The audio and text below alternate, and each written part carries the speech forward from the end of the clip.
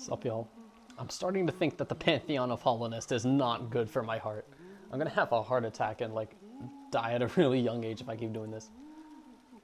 Unless I learn how to, control my heart, a skill issue, get good, as people say. Anywho.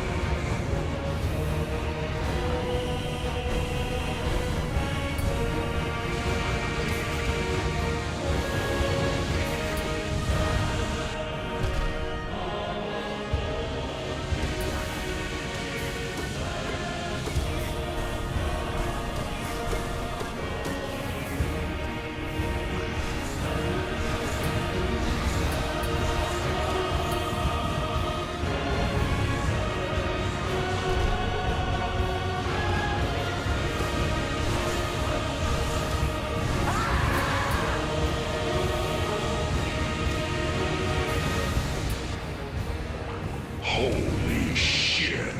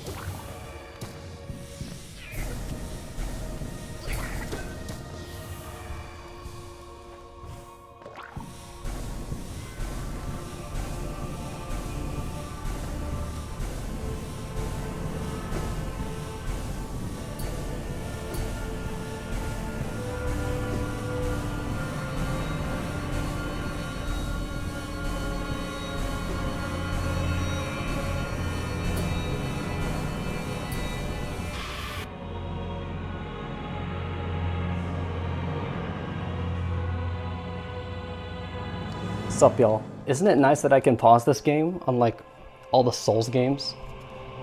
Oh, except for Sekiro, you can pause that. Y'all, I don't know if the mic can pick it up, but my heart is pounding.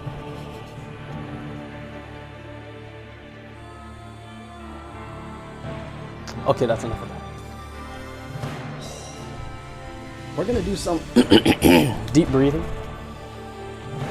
We're gonna calm down, alright? Now let's do some punching.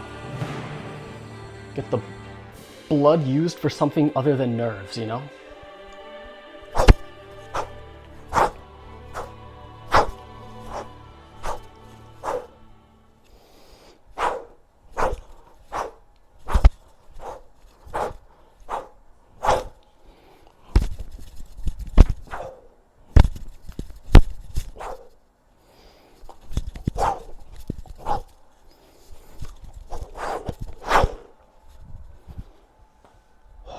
Stretch, stretch, stretch. This is all part of the fight. This is all part of the fight. This is part of the process, you see.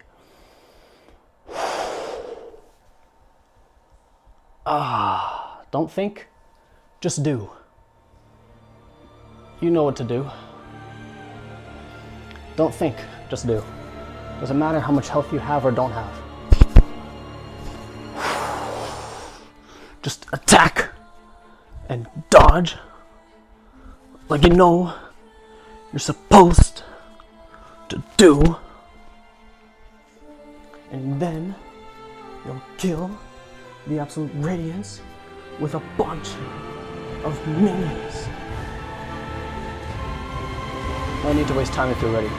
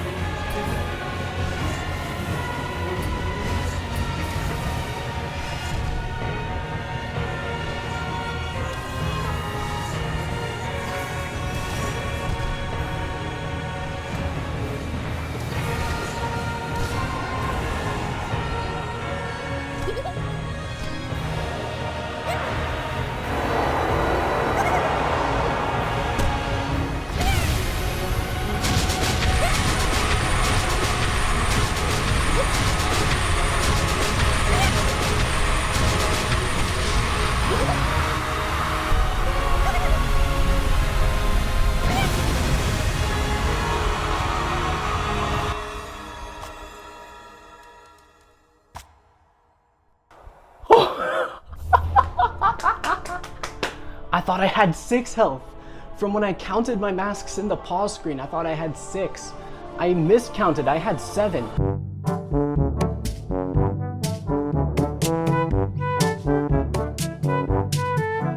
I was just that good at playing the first phase of the fight, you guys, that I had that much health to survive the final phase. And I used the correct strategy for the ladder. Jump out, go back in. Jump out, go back in. Jump out, go back in. You see, when I used to do that ladder, I thought, oh, the Radiance fight is doable. It's just this one ladder part. The ladder of death. It's impossible. You lose every time. No, you bait the laser to shoot to the side. After gaining the altitude to land on the next platform you want to go to, then you dash onto the platform. You don't just jump straight to the platform, straight to the platform, straight to the platform. I thought that was what I had to do because, oh goodness, I was about to barf. I thought that's what you had to do. Oh goodness. Because the darkness was rising from the ground so fast that I thought it was just going to get you if you don't keep double jumping to the next platform immediately. But no, you could just double jump out to the side, dash in. Dang. Honestly,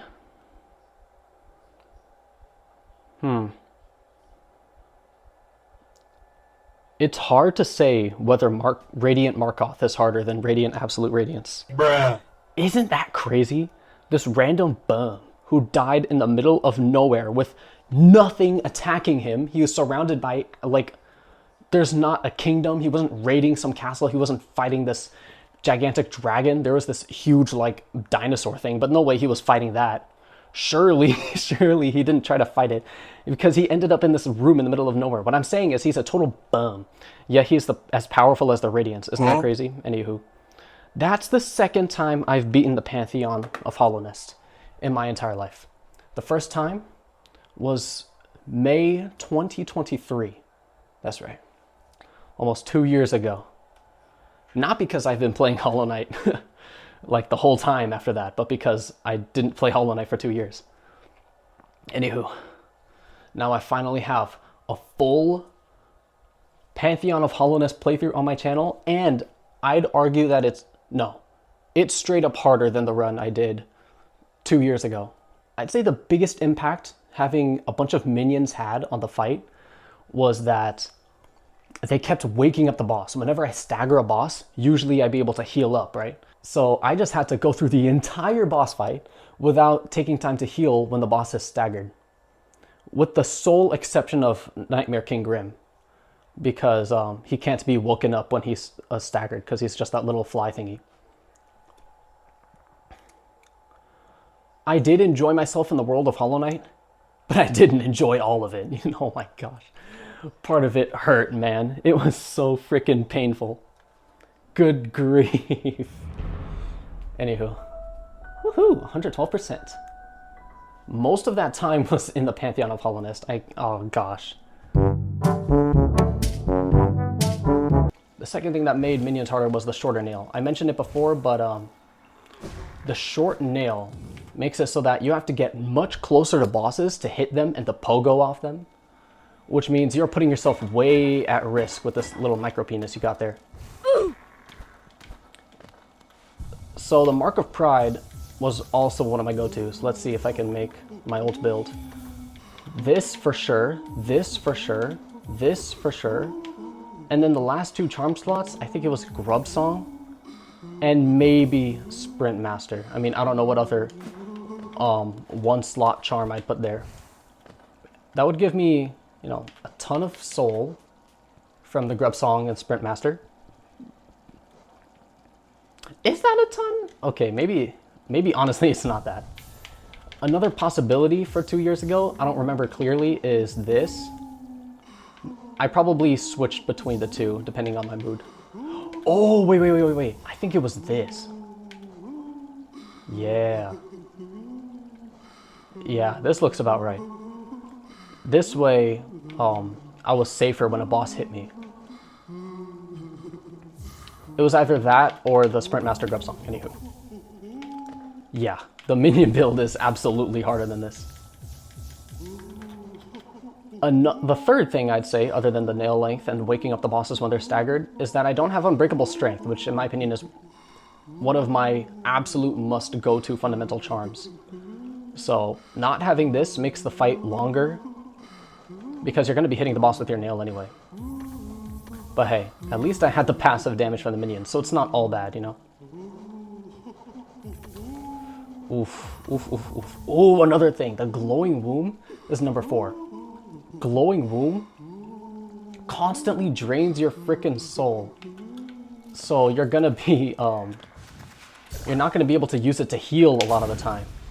You could see when I was fighting the bosses, a lot of the times I couldn't heal fully back up to my HP despite how much soul I had, because these freaking children kept draining all of my resources and my energy.